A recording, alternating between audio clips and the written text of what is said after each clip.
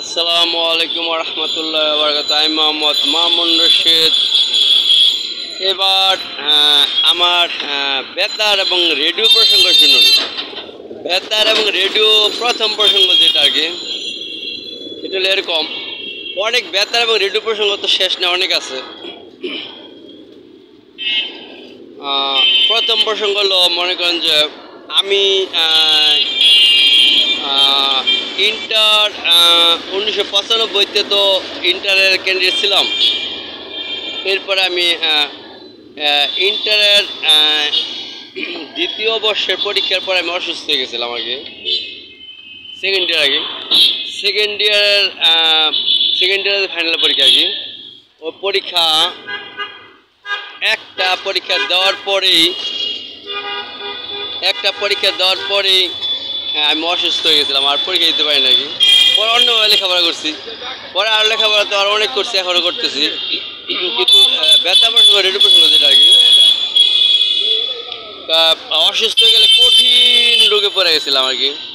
অনেক কঠিন রোগ, কেউ বলছে মানসিক রোগ, কেউ বলেছে মানে জিনের তদবির করা হয়েছে, আবার মানসিক রোগেরও সায়েন্স ল্যাবরেটরি মুহিত কামাল, তারপরে ডাক্তার ফিরোজ হেদায়েতুল ইসলাম এবং অনেক বড় বড় ডাক্তারের অনেক ওষুধ ইঞ্জেকশন আমার নিতে হয়েছে, এবং অনেক হুজুরদের চিকিৎসাও নিতে হয়েছে, আর অন্য অন্যদেরও চিকিৎসা নিতে হয়েছে, হেকিম ফকির অনেকের চিকিৎসাও নিতে হয়েছে।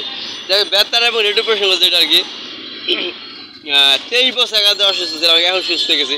23 বছর মানে কোরআন নাজিলে দীর্ঘ 23 বছর কোরআন নাজিল হয়েছে। আমার অসুস্থতা বয়স 23 বছর ছিল। মানে নবীদের মধ্যে কিন্তু 18 বছর, কিন্তু আইয়ুব আলাইহিস মধ্যে 18 বছর রোগ ছিল তার, কিন্তু আইয়ুব আলাইহিস আমার আরো 5 বছর বেশি ছিল অসুস্থ অবস্থাটা। আমার ছিল 23 বছর ছিল দীর্ঘ। 23 বছর অসুস্থ হওয়ার পরে, সুস্থ হওয়ার পরে, কিন্তু এই কাহিনীটা হচ্ছে বেতার প্রসঙ্গ, রেডিও প্রসঙ্গ, এটা অসুস্থ অবস্থা হয়েছে।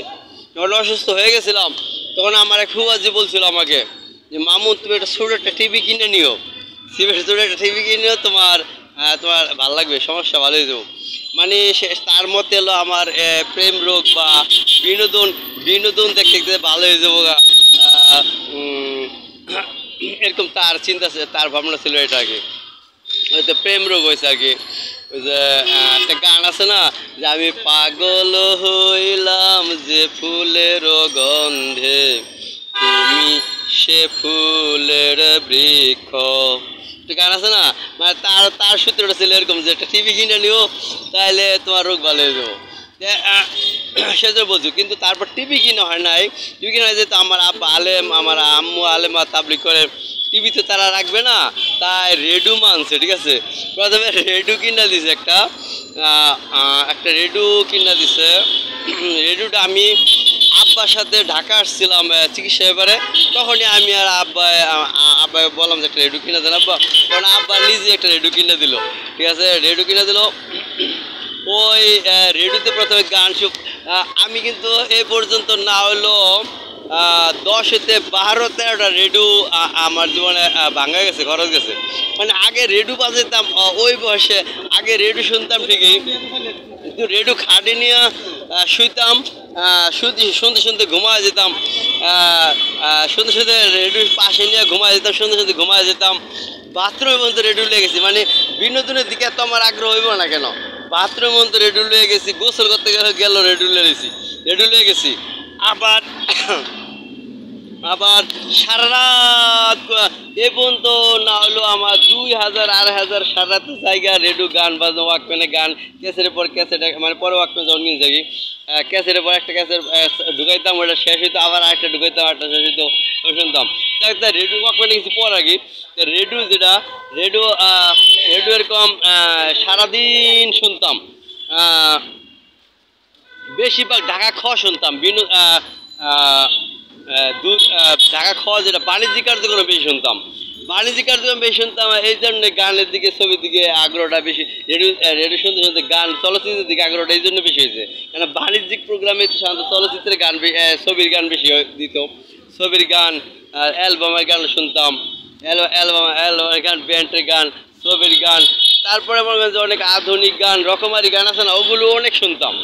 রকমারি গান, তারপর পল্লীগীতি, নজরুল সঙ্গীত, রবীন্দ্রসঙ্গীত, ওগুলো পছন্দ অনেক শুনতাম।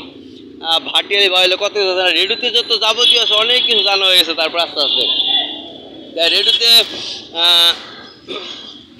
এরকম আমি 10-12টা রেডিও ভাঙে গেছে। যে বললাম না খাটের পাশে, খাটে আমার পাশে রেডিওলে শুয়ে থাকতাম, তো রেডিও করতে গিয়ে খাটের থেকে ঠাস করে সাইডে মানে শরীরে ধাক্কা খাইতে খাইতে আমি শুইতাম, আমার শরীরে লাড়া খাইতে খাইতে রেডিওর পরে লাড়া খাইতে রেডিও খাটের থেকে পরে ঠাস করে নিচে পরে প্রথমে এক আসার কি ভাঙবেনি, প্রথমে একটা আশা খাইতে 4-5টা আশা খাইতে 10-12টা আশা খাইলে রেডিও বাদ হয়ে যায় না।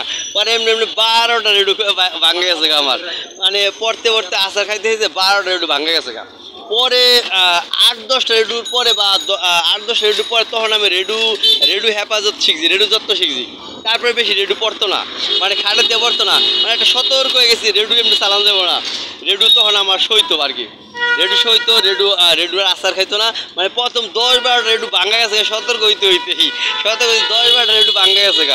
তারপর আসলে রেডিও যত্ন শিখিয়েছি। তারপরে তো এখন তো মোবাইল চালাই, বা তারপর টিভিও কিনছি, ওটা আলোচনা পড়ার পর ট্যাপ, ওয়াকম্যান ট্যাপ এগুলো কিনছি। তারপরে আরও অন্যান্য ব্লুটুথ বক্স অনেকগুলো কিনতেছি। তারপরে সামনে অন্য নতুন চলচ্চিত্রের প্রোগ্রাম যেগুলো দেখতে সুবিধা সবই কিনবো, এগুলো কিনা নিতেছি ইনশাল্লাহ। আল্লাহ হাফেজ। রেডিও প্রশ্ন বেতার প্রসঙ্গে শুনলেন, বেতার এবং রেডিও প্রসঙ্গের সামনে আবার নিয়ে আসবো দ্বিতীয় পর্ব, যেটা নিয়ে আসবো ইনশাল্লাহ। আল্লাহ হাফেজ।